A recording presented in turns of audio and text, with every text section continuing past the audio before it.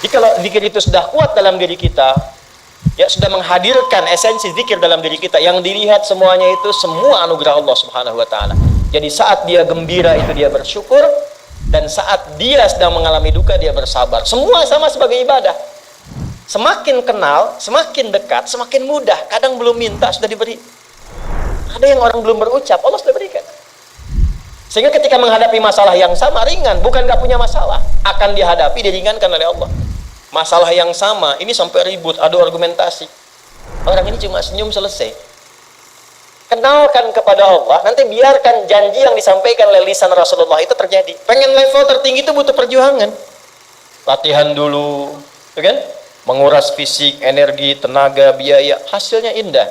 Tapi ada jalan cepat untuk mendapatkan itu. Nih aksesnya, bangun kepada Allah.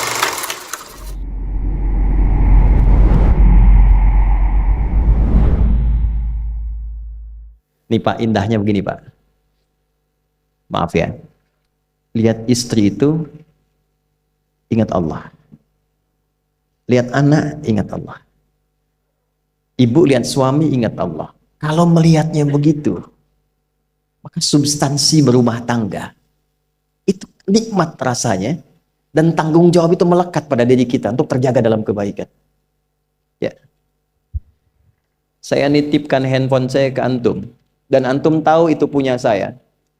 Ya, dan Anda mencintai saya misalnya, ta'zim di situ.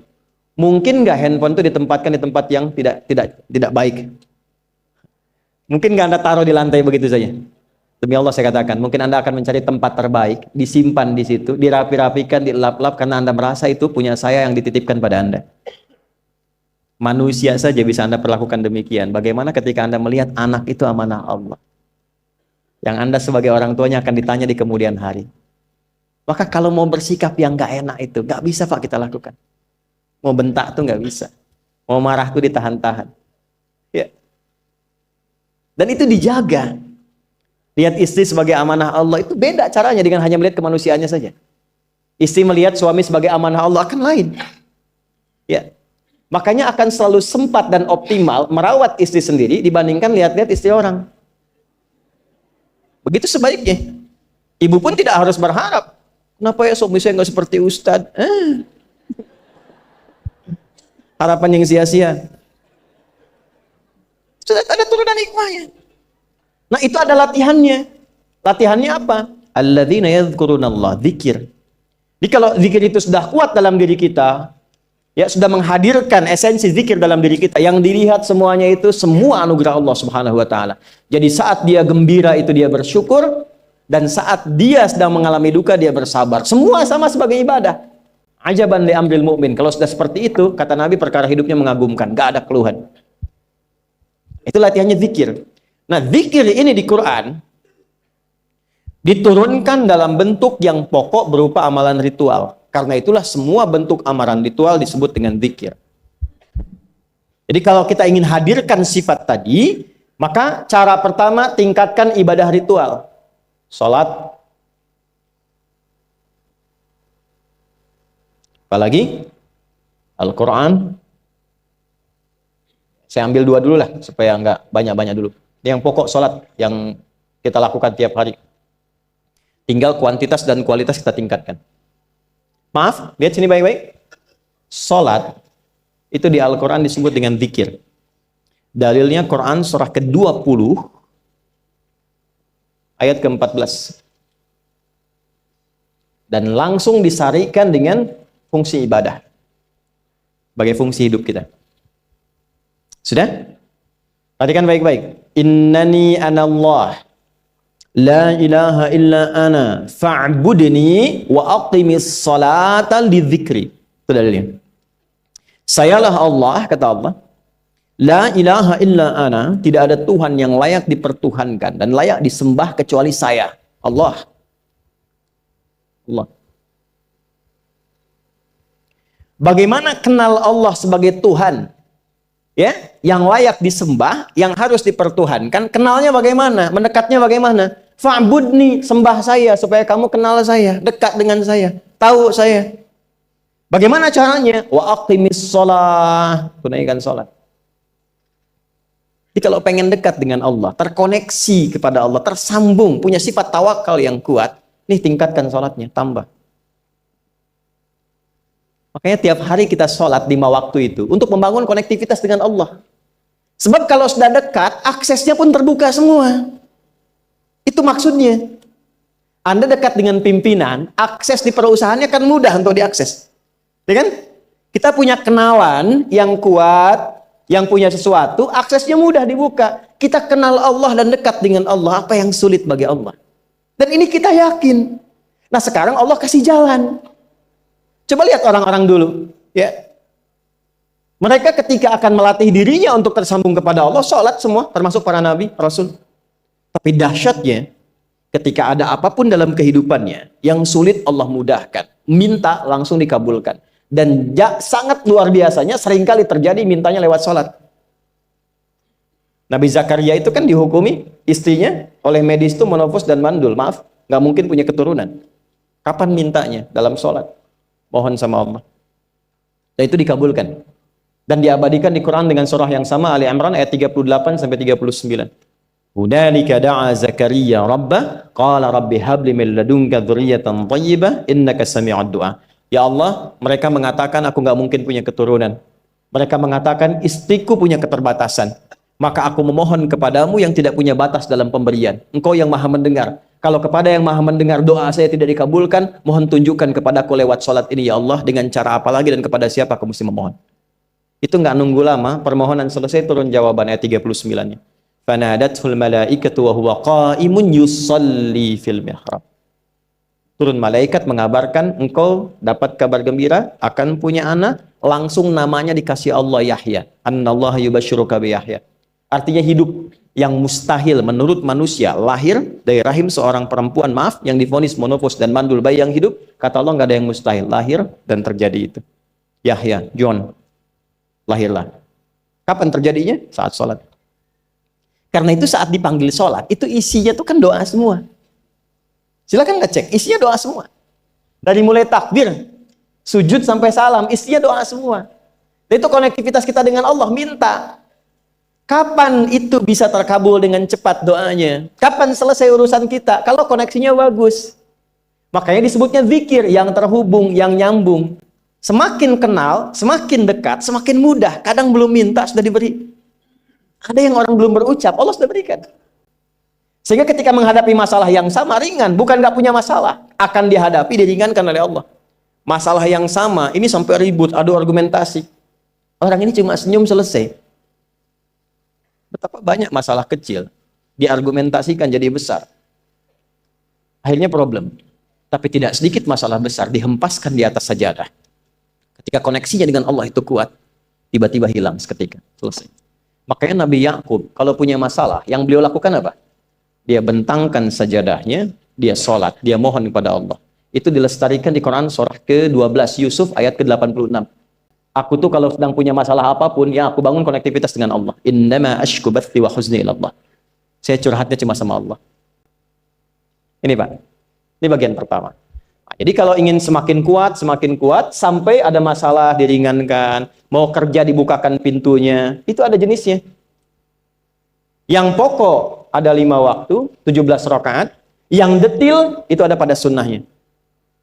Dan itu hebatnya dalam Islam. Dijelaskan caranya, disebutkan tujuannya, dan diterangkan hikmahnya. Contoh. Kita sekarang jam berapa? Jam 9.20. Di waktu saat ini ada waktu sholat disebut dengan sholat duha. Duha itu dibagi 3. Ada awal duha, penguat zikir, pengganti seluruh bagian zikir di tubuh kita, yang disebut dengan syuruk. Itu kurang lebih jaraknya 1 jam setelah subuh. Jadi kalau tadi 4.45, ya 5.45 menjelang jam 6 itu masuk syuruk. Setelah itu masuk ke jam 8 sampai ke kurang jam 10 itu pertengahan duha. Pertengahan duha. Apa fungsinya? Di antaranya mempermudah rizki. Di antaranya. Bilangannya berapa? 2 sampai 4 rakaat bisa dikerjakan. Ya, dan harapannya apa? Bukan pada rizkinya.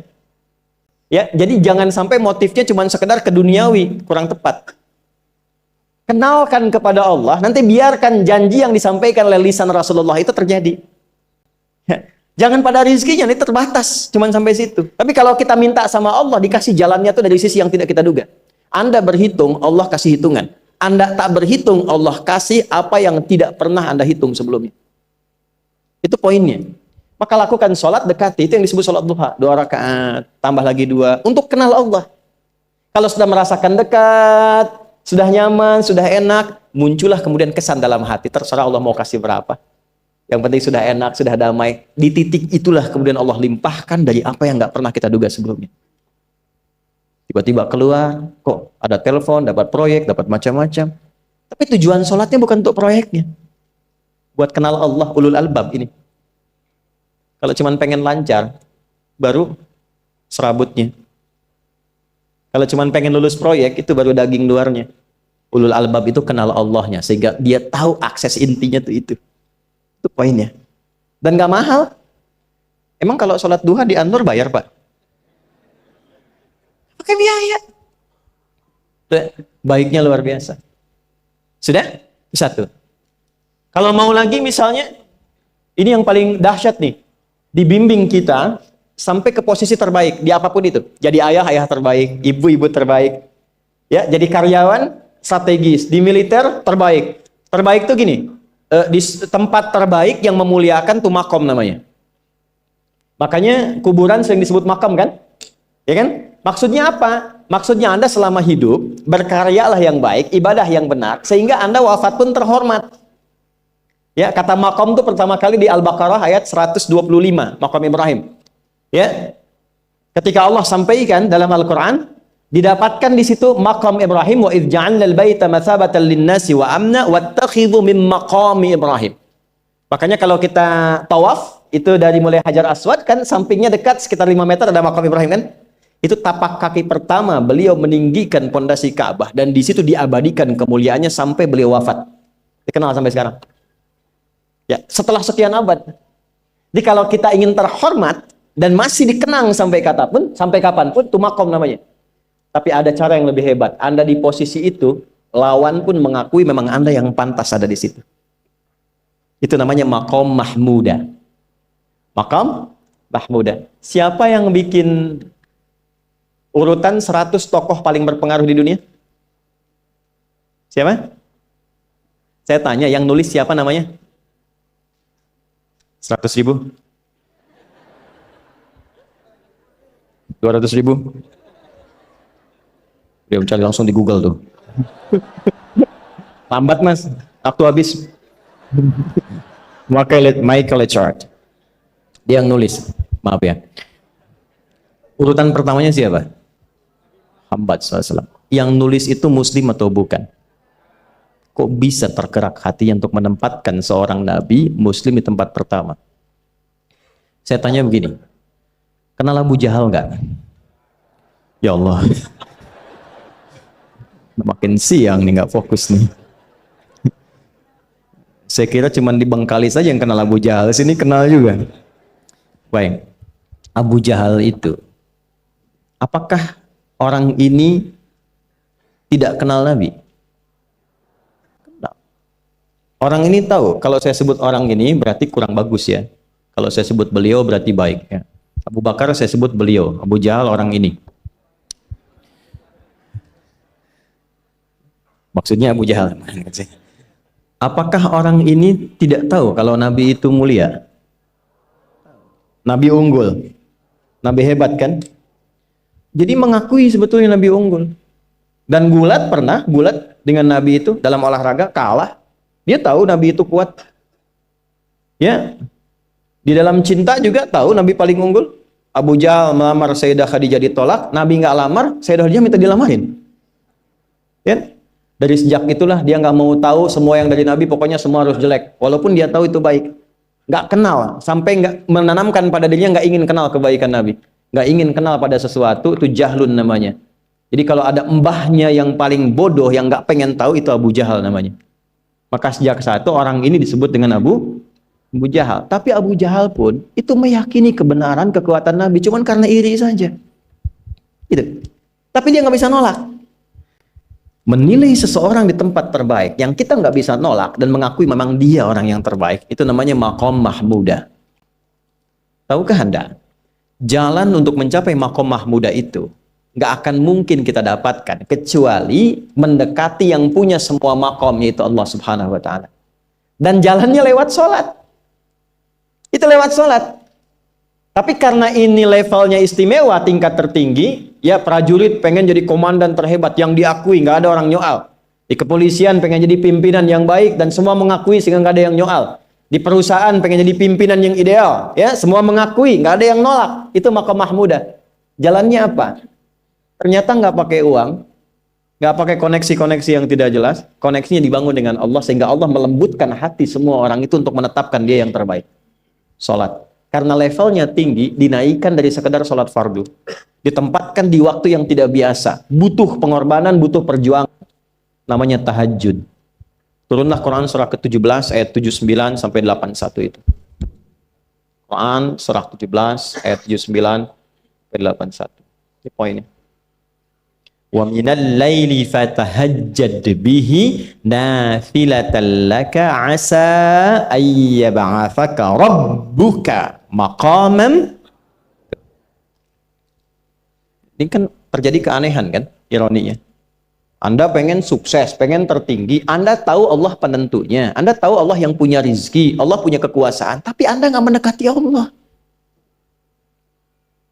Terus yang dipakai cara-cara salah, kenapa harus korupsi?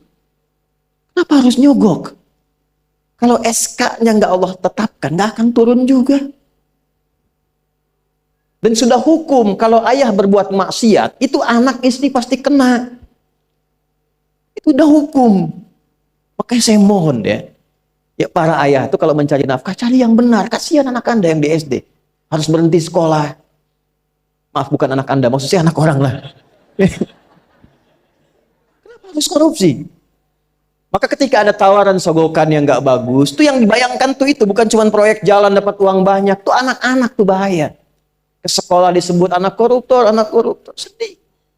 Istri nggak sanggup keluar belanja. Tuh pikirkan, itu sudah hukum.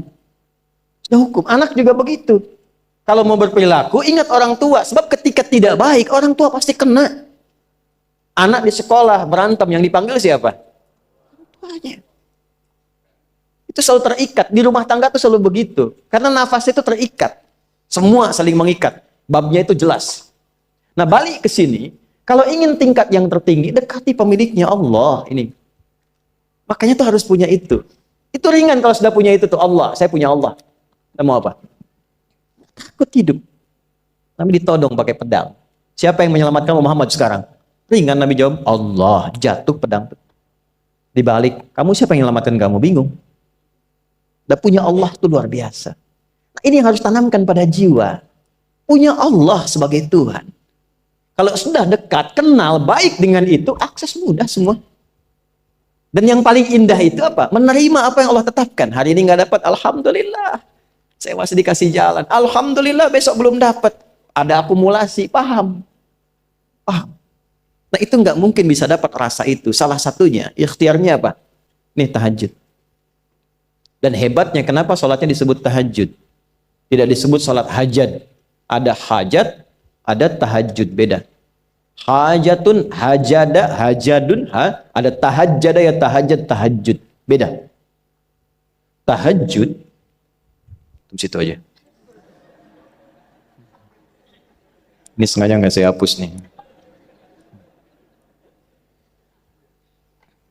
Mana staf saya? Oh, foto nih ya. Saya hafal insya Allah. Tahajud. Asalnya dari kata hajada, begini, ha, jim, dal. Ditambah ta di depannya, lalu ada tasydid sebelum akhirnya. Nih. Ini akarnya 3 huruf, ha, jim, dal. Hajada itu asalnya bangun dari tidur malam. Tidur dulu, lalu bangun setelah itu. Itu hajada. Pelan-pelan. Paham sampai sini? Kita teruskan. Kalau kita ingin berusaha untuk bangun, mengoptimalkan diri untuk bangun, maka tambahkan tak di depannya. berusaha untuk mendapatkan atau mencapai sesuatu. Kalau yang kita akan lakukan itu tidak mudah, nggak gampang bangunnya, sehingga butuh rencana, butuh persiapan, ya kan?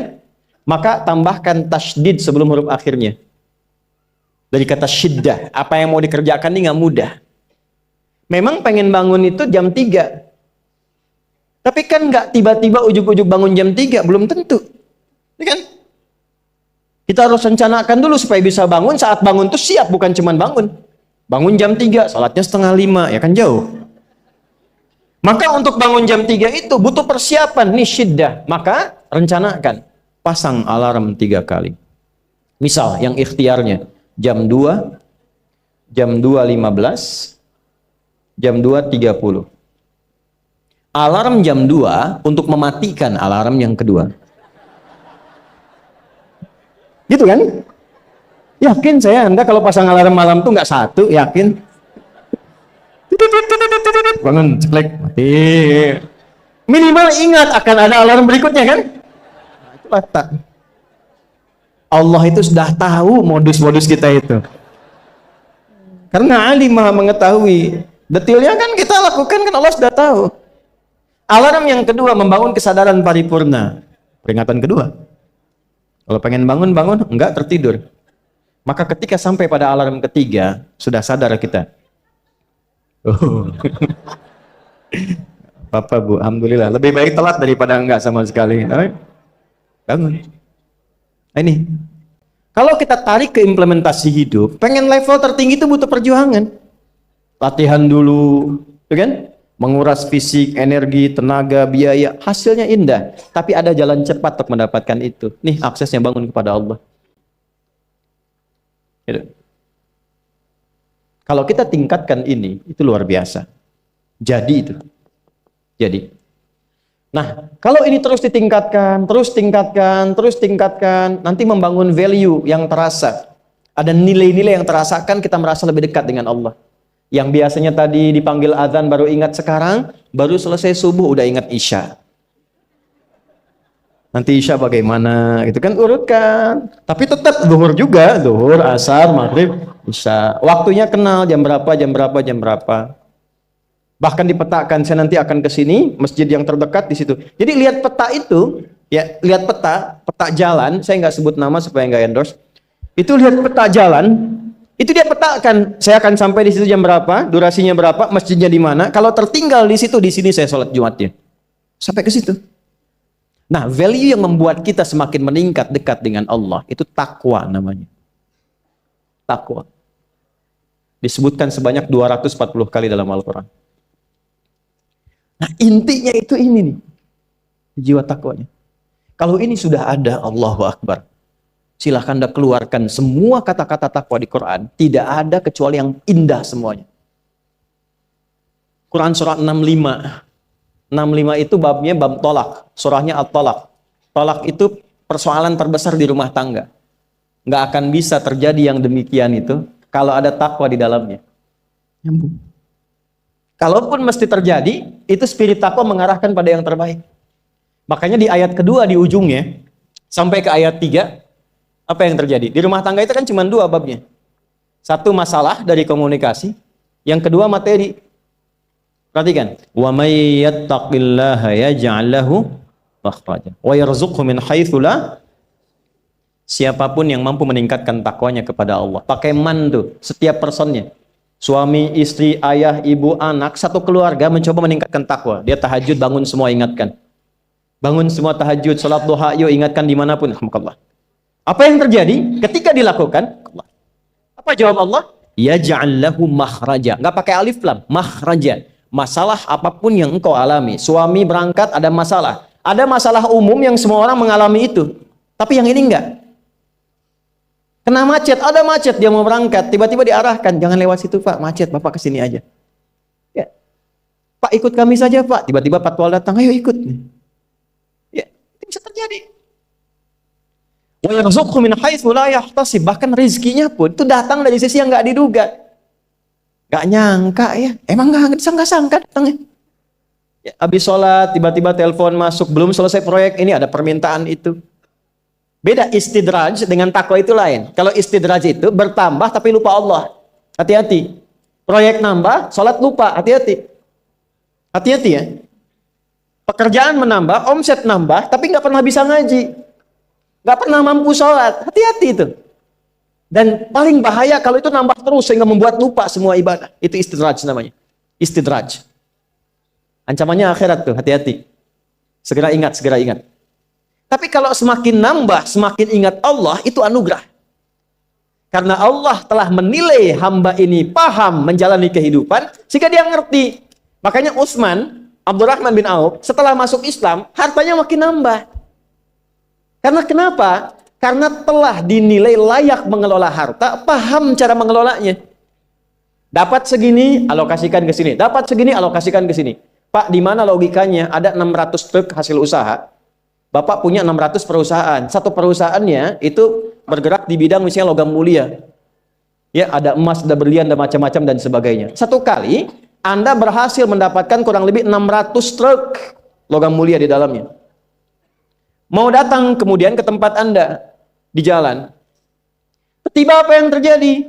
Ada komen tetangga kepada Anda. Misal, komennya nggak langsung, cuma ke teman tetangga Anda dengar. Waduh, Pak Asep hisabnya luar biasa kayaknya ya. Hisabnya, bukan berliannya. Hisabnya luar biasa, terus nyampe di telinga Anda. Kira-kira ketika mendengar itu respon Anda apa? 100.000? Bingung kan? Bingung. Lihat Abdurrahman bin Auf, jazakallahu khair. Datang 600 kafilah pakai unta. Isinya semua emas, berlian, perak, macam-macam. Heboh Madinah, bum bum bum bum bum bum bum. Tiba-tiba Sayyidah Aisyah komen radhiyallahu taala anha. Beliau kan yang terdekat dengan Nabi, satu istri Nabi SAW. Jadi kalau sudah ring satu Nabi, ada yang komen, kita tuh cuma 3 sikapnya. Like, share, and subscribe. Gak usah ikut komen lagi. Sukai, share, subscribe. Ikuti jalannya. Apa komennya? Secara singkat, kama qalat. Aku pernah mendengar Nabi SAW mengatakan, Abdurrahman bin Auf itu agak lambat hisabnya. Ya, selamat-lambatnya cepat juga dibanding kita kan? Ya? Maksudnya apa? Ingin menggambarkan betapa banyak kekayaannya. Scan, checklist, semua.